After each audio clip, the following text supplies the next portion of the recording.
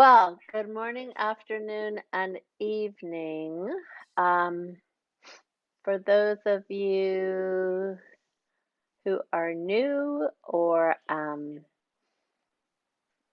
have not joined regularly, just to let you know, we will go around in a minute and do brief introductions of where you are and your name and just an image or a word that might describe how you're feeling today in this moment. This session, as always, is sort of focused on the grief and loss that lives with us all kind of all the time, and especially in this past year. The poems today are kind of more about the worldly grief than the personal grief, but you are always welcome to write from whatever perspective you need to write from today. So let's go around and do our brief introduction. Gail, you got a word or an image for today? I am thinking summertime thoughts, in part due to the weather, in part because hopefully the vaccine will open for 12 to 15-year-olds soon. And my cousin's getting married in the Santa Barbara area in July, and so looking forward to having an actual vacation.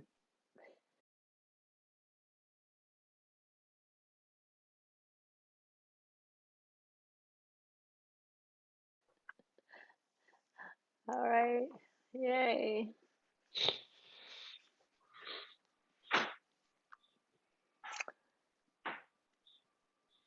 I think my both kind of word image this morning is contradictions. The living in the beauty of the world, being out at the beach yesterday, and yet, whenever I see the news, it's just too much what's going on in the world, and it's just too much. So all those contradictions are just swirling around. And just to say, especially if you don't even have audio, Kay, that it has worked in other groups that if you write something that you want to share, you can cut and paste it into the chat and let us know. Because the way that we do this is that we'll read something, we'll respond to it, then we'll have a prompt, we'll all write, and we will just respond to each other from what resonates with our hearts. So this first poem that I chose today, as I said, these are more about worldly losing and losses. As poet Camille Dungy,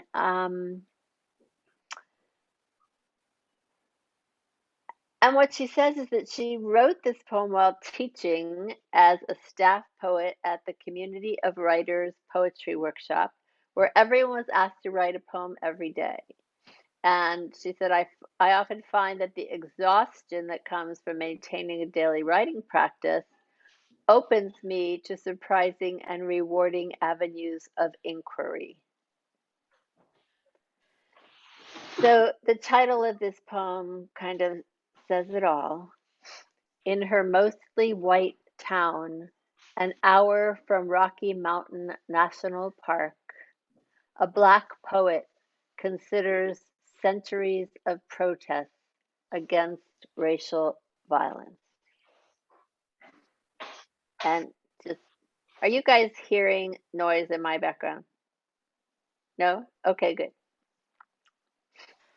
All right, here comes this poem.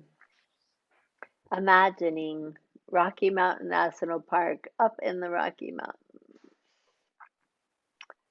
2 miles into the sky, the snow builds a mountain unto itself. Some drifts can be 30 feet high. Picture a house, then bury it. Plows come from both ends of the road, foot by foot, month by month. This year, they didn't meet in the middle until mid-June. Maybe I'm not expressing this well. Every year, snow erases the highest road. We must start near the bottom and plow toward each other again.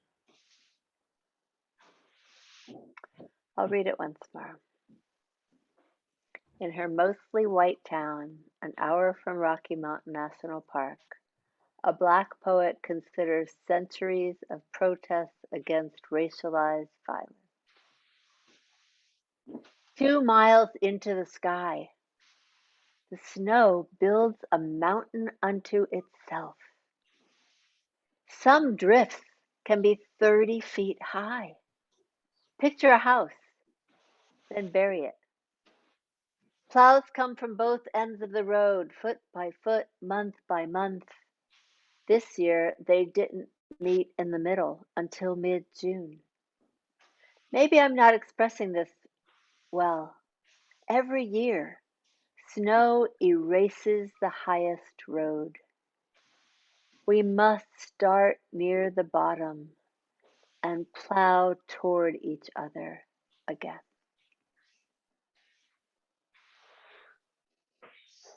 So, what strikes you in her poem? Curiosity, questions, words, phrases. And plow towards each other again. We must start near the bottom. 2 miles into the sky. Yeah, same, Annie. Maybe I'm not expressing this well. This year they didn't meet in the middle. Picture a house and bury it. Yeah. The snow builds a mountain unto itself. Bury it. Foot by foot, month by month.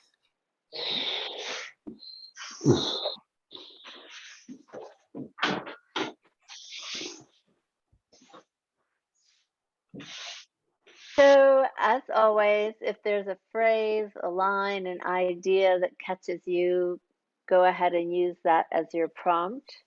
We can use plow toward each other or picture a house. And we'll do a 5-minute write.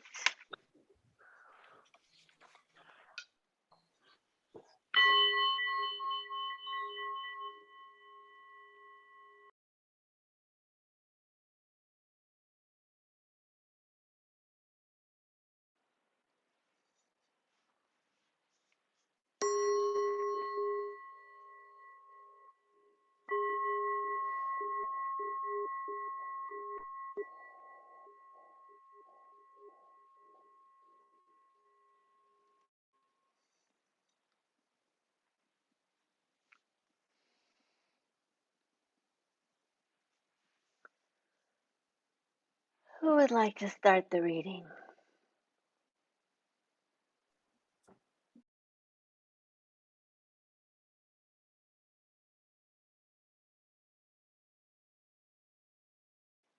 Then I'm gonna go. I'm gonna go on to the second poem. We can always come back to reading whichever ones we want, however. So this is a poem by a poet named Victoria Chang called I Once Was a Child,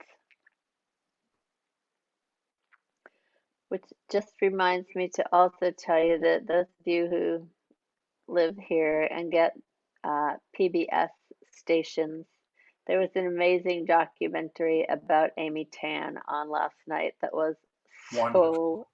beautiful. Amazing.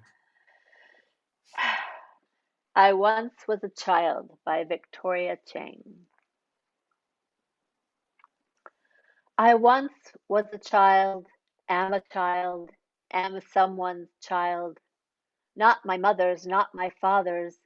The boss gave us special treatment, treatment for something special, something special, a lollipop or a sticker, glitter from the toy box.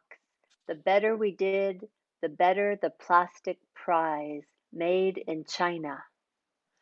One year, everyone got a spinning top. One year, everyone got a tap on their shoulders. One year, everyone was fired. Everyone fired but me. One year, we all lost our words. One year, my father lost his words to a stroke. A stroke of bad luck stuck his words. Used to be so worldly. His words fired him, let him go without notice. Can they do that? Can she do that? Yes, she can in this land. She can. Once we sang songs around a piano.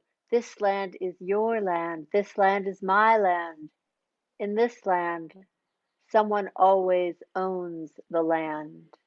In this land, someone who owns the land owns the buildings on the land, owns the people in the buildings, unless an earthquake sucks the land in like a long noodle.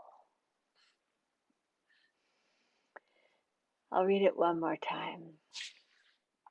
I once was a child. I once was a child, am a child, am someone's child, not my mother's, not my father's. The boss gave us special treatment for something special, a lollipop or a sticker, glitter from the toy box. The better we did, the better the plastic prize made in China.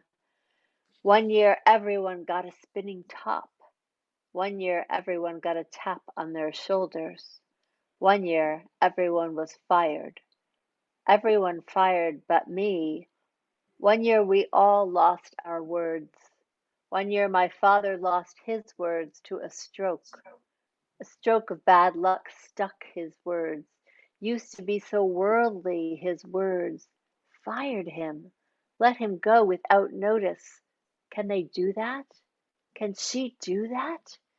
Yes, she can. In this land, she can. Once we sang songs around a piano. This land is your land. This land is my land.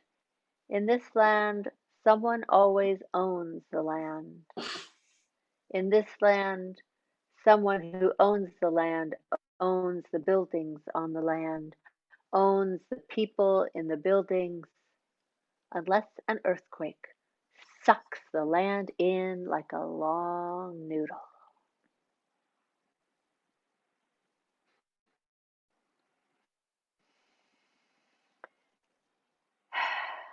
What makes you curious about this poem?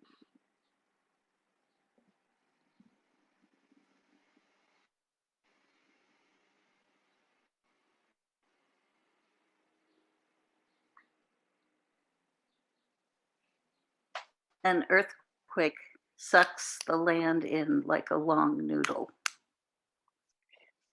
It's quite an image.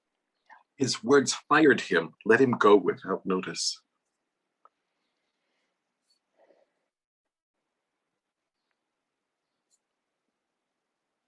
All words.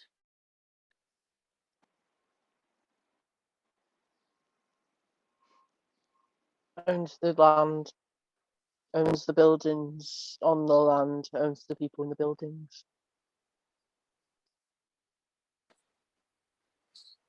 Let him go without notice. Can they do that? One year, we lost all our words.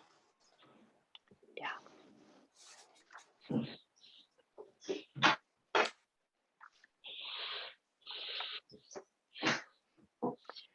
So I'm going to suggest as a prompt either I once was a child or we all lost our words. And let's do a 4-minute write.